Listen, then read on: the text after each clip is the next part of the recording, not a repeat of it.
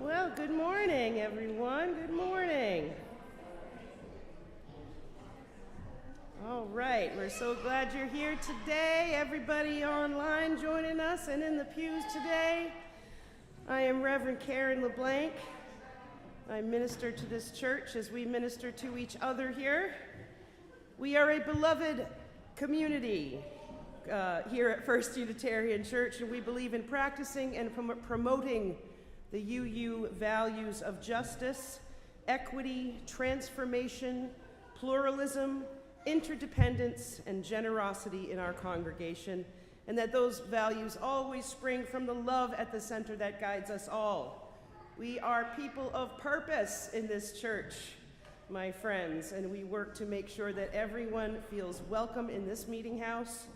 And if what you hear today resonates with you, we hope you'll consider becoming part of this way cool family of seekers and keepers of this very long dream that is our church.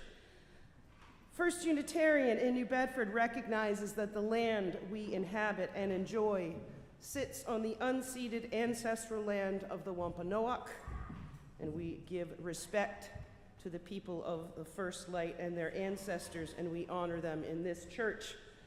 A couple of quick housekeeping notes. If you are new here and you want more information on our church, you can fill this out and put it in the offertory basket, and that will get you on our newsletter mailing list. Let's see, join us for coffee hour after the service, but not if you are a member, please stay here after the service. We have our annual meeting today. It's very important that all members please stay so we can vote on some important things today. Please put your phones or other electronic devices into worship mode so we can make this space sacred for this hour. And now, Yasmin, who would you like to get to light the chalice today? Who do we have? Chloe, right?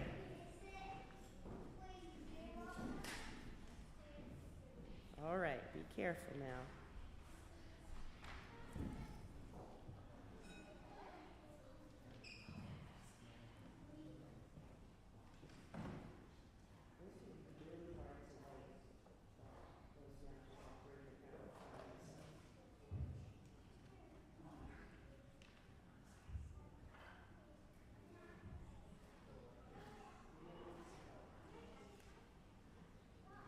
So our chalice lighting words this morning are from Wolfgang Amadeus Mozart himself.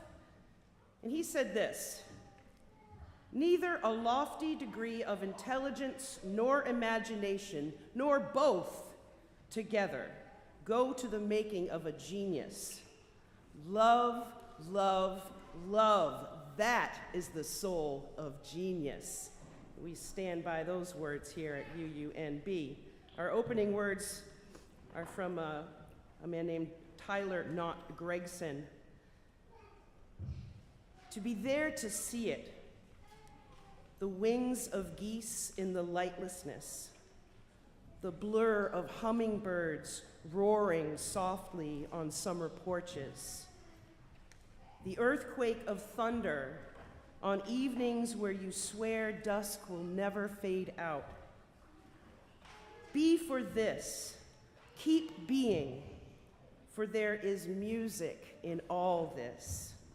Quietly it plays, almost inaudible, but the melody remains. Be for this, and lend yourself to the perfect cacophony. And now, my friends, we were going to sing this first hymn. Randy, Judy is not here. We had chosen this song. Our friend Judy really wanted to sing this for us because we don't do it often. She did, but we have a really long program today, and we added a hymn with Yasmin, so we're going to skip right over that. So I am going to ask you to say good morning to each other and greet each other for now.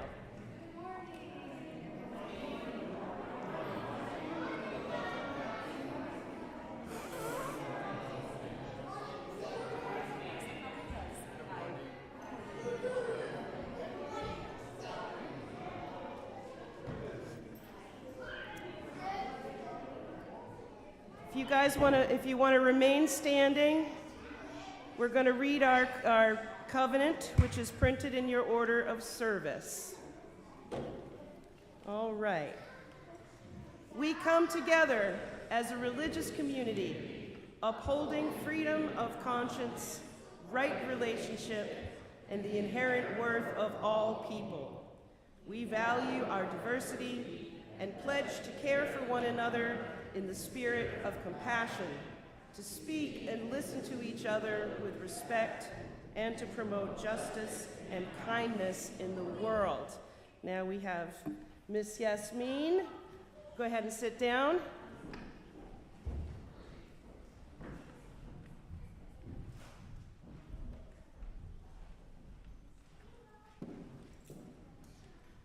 Painted by Ryan McPhee. He's a local artist. His studio's downtown. When I first moved to Fairhaven, I moved to the farm with cows on Sconnecut Neck. I think it's the Viveros farm. Anyway, I loved cows. This year I'm addicted to cows, but today we're talking about education. And I always wondered what an apple had to do with the symbolism and education, and then I'm like, oh yeah, right, Adam and Eve, the apple, the knowledge, maybe it's some sort of moral connection, or, oh right, teachers weren't ever paid enough and still aren't, so it was like, here, take this. Thank you for dealing with my child all day.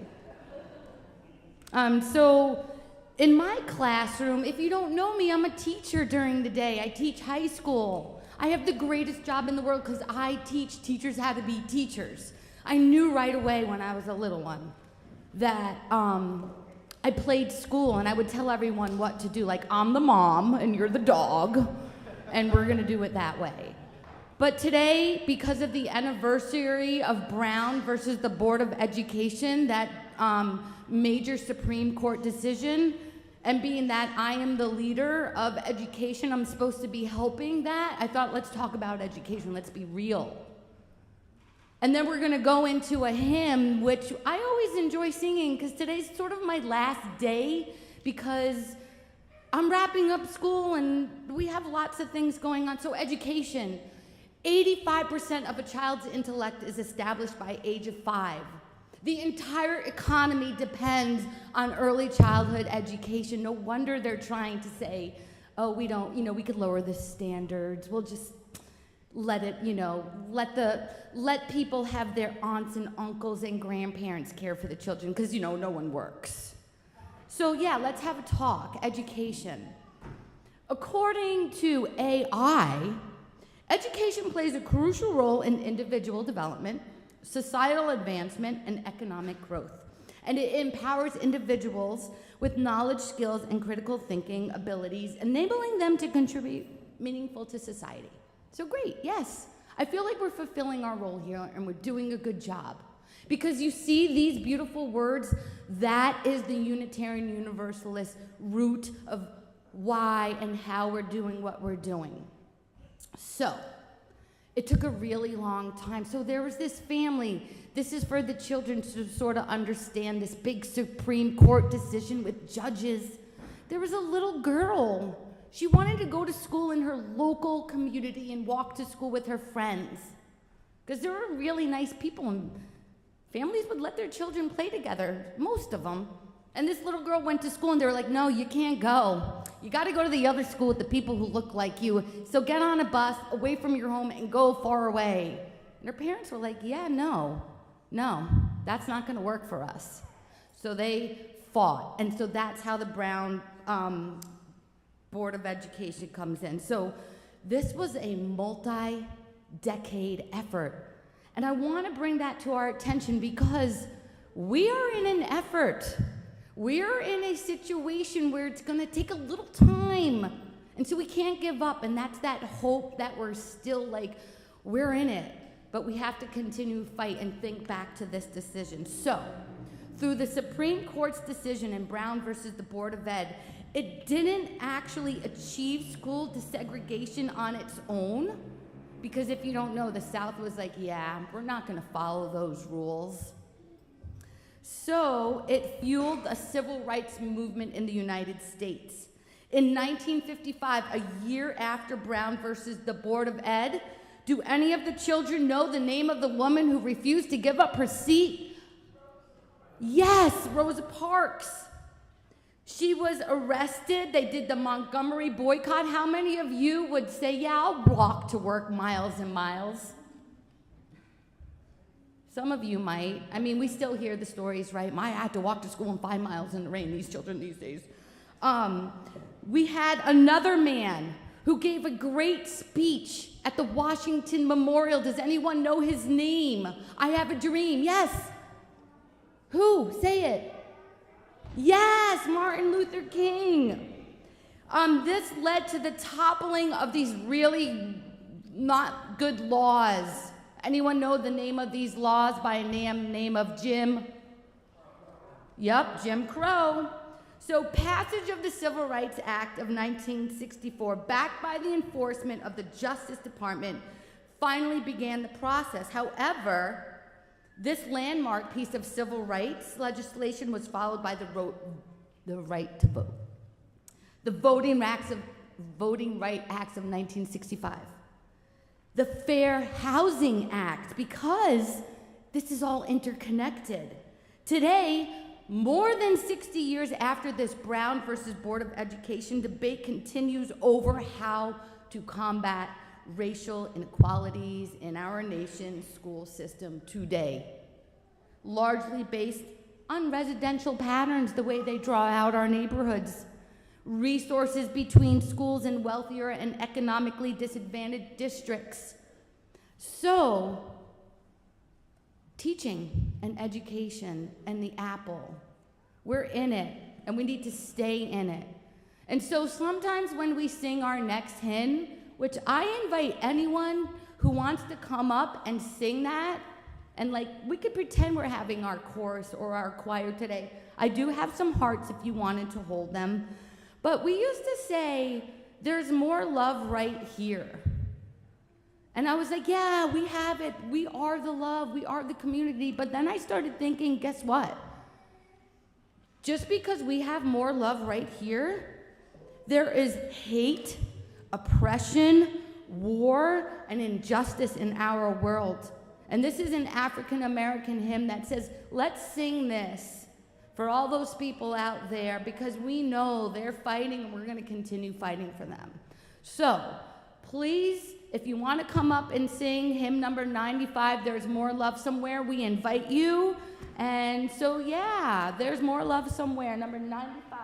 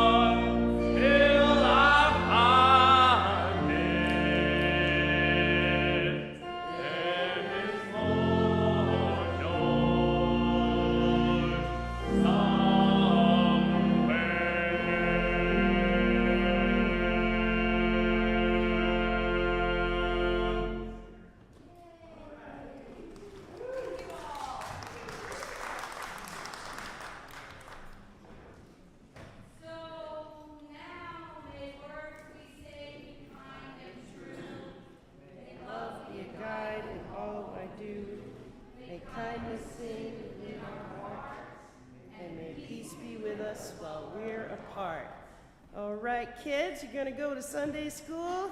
Way cool Sunday school. You definitely want to go outside today. It's beautiful.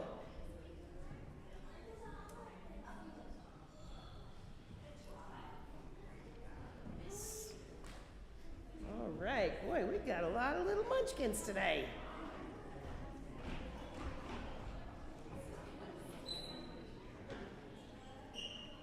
All right, so today we have a special service. I think this is our third annual Composers Service. So this is Randy's last day for this year, just for the year. Don't get worried, he's not going anywhere. We got this awesome Flentrop, he's got to keep coming back, right? So all of the music today is from Wolfgang Amadeus Mozart, and please refrain from applause after each piece. Let's wait until the very end. This is still a church service and not a concert, even though it's going to feel like one because we've got a whole lot of wonderful music today. So we are going to begin.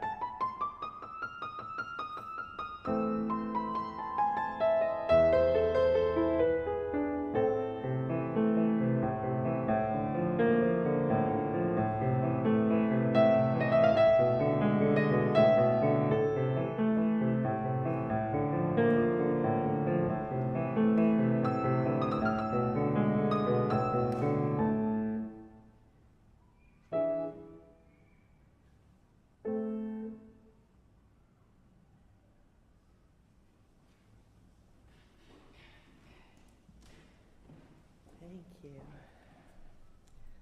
Our responsive reading this morning is printed in your order of service.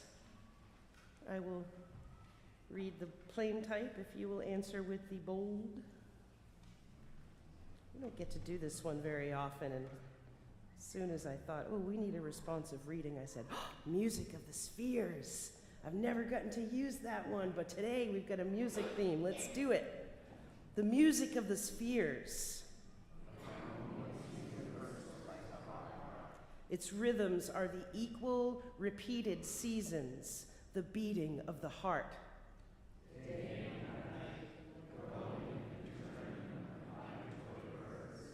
The cycles of stars and corn.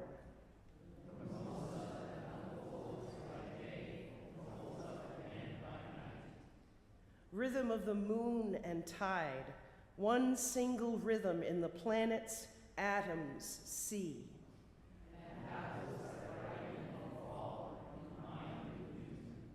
Melody, accord, arpeggios, the harp of the universe, unity behind apparent multiplicity. That is the music. Now hold on to those orders of service because I want to read this together. Another great composer in her own right, Hildegard of Bingen. So let's read this prayer meditation together. Fire of the Spirit, life of the lives of creatures, spiral of sanctity, bond of all natures, glow of charity, lights of clarity, taste of sweetness to the fallen, be with us and hear us, composer of all things, joy in the glory, strong honor, be with us and hear us. Amen.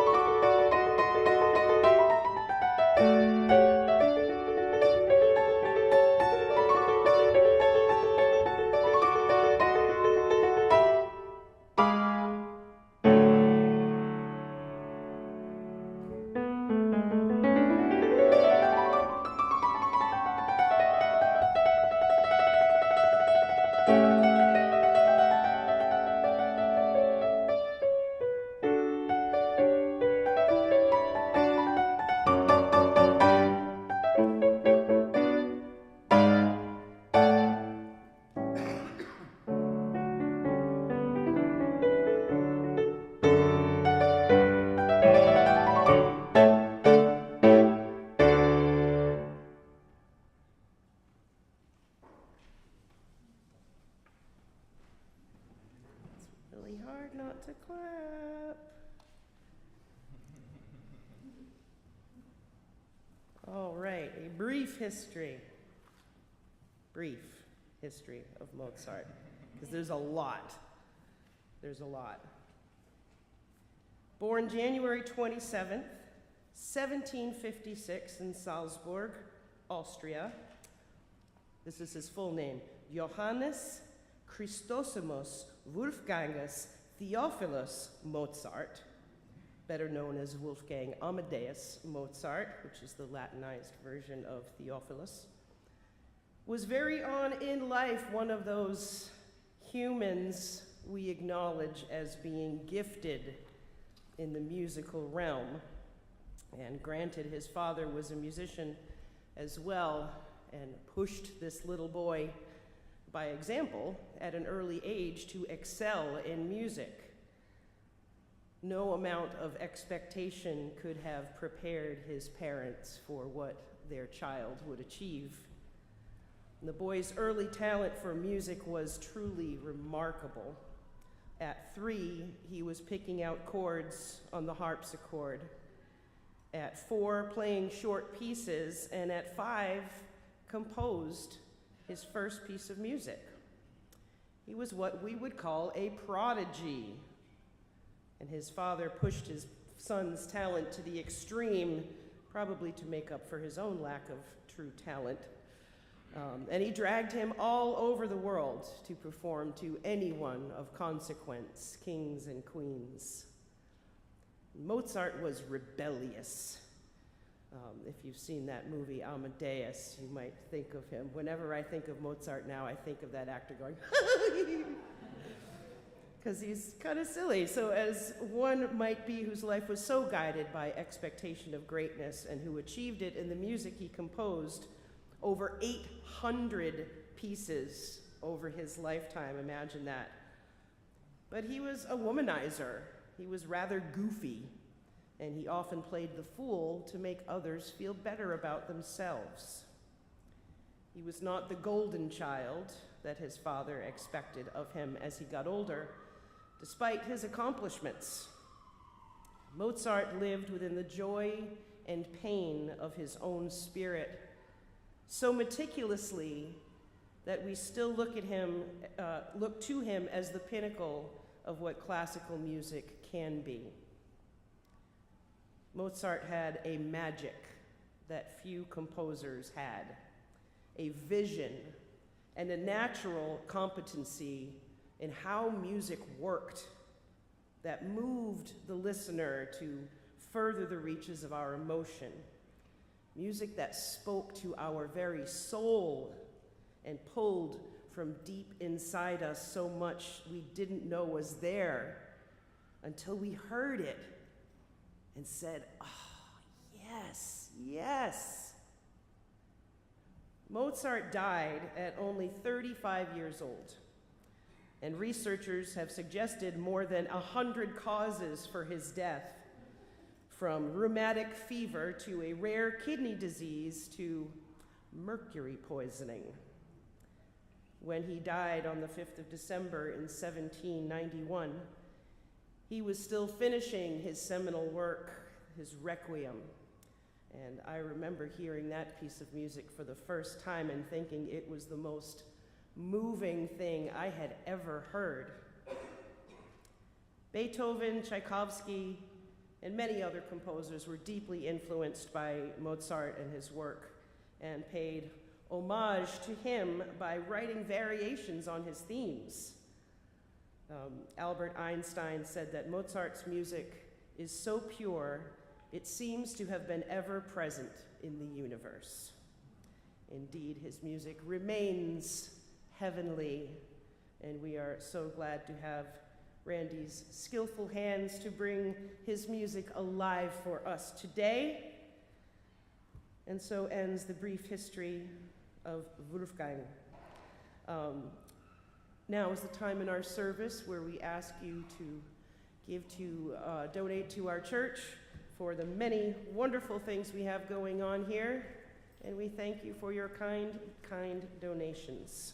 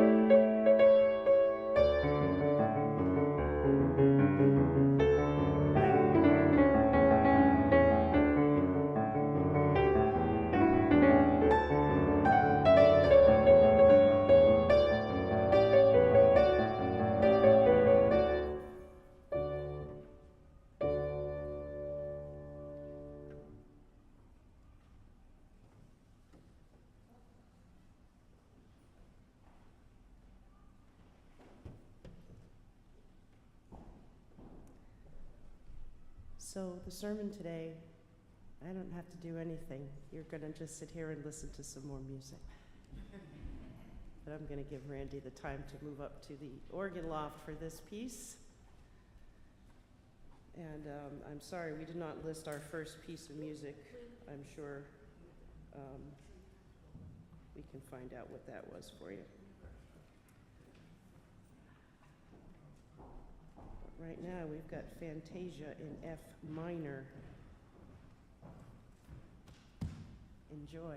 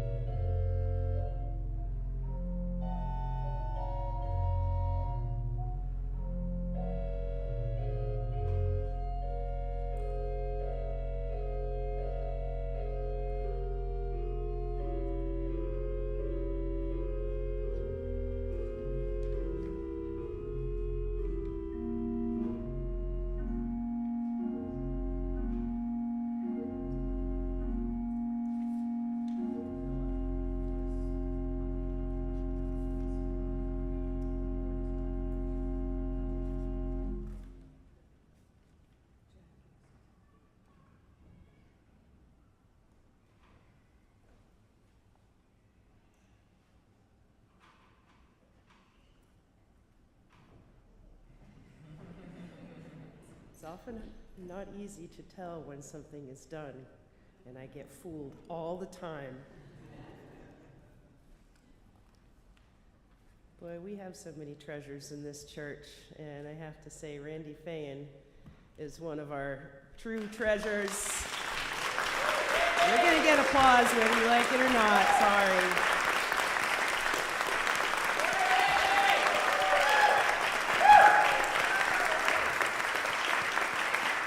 Yes, indeed.